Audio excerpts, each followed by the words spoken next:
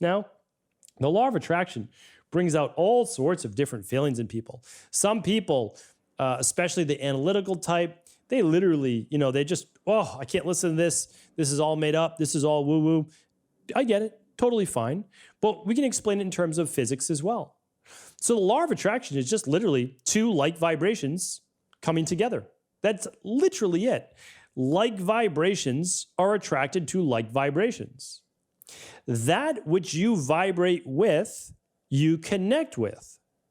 You'll oftentimes see in your own life, if you're having a really bad day, you wake up stressed, you might find that pretty much nothing goes your way that day, right? Why? Oh, you're stuck in traffic, there's an accident, you couldn't be late, but now there's this happening, there's that happening, everything that could go wrong went wrong. Well, when you're giving off those negative vibes, short for vibration, you're attracting more of that. You might say, well, I was in a good mood, but then this happened. Well, that we have to understand is there is also life. There's other persons, there's other people's vibrations. There is other people's dominant, there might be a more dominant vibration.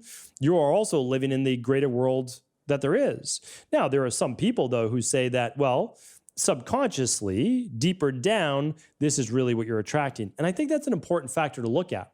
Because if it's been years for you working on your goal and you still haven't achieved it, I do believe at that point, and you've tried at least a half a dozen to a dozen different things, at that point, you also want to work on the mental aspect of it.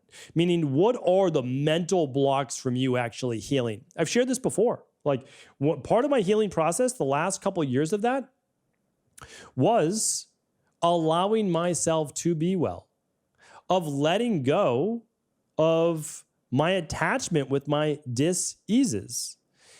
I had to change who I was.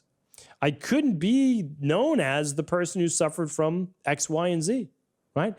I had to create a new healthy identity. So if you are struggling right now, I want you to think about that. What are you potentially attracting into your life? These are just questions for today, okay? But I want you to think about it in the grand scheme of things.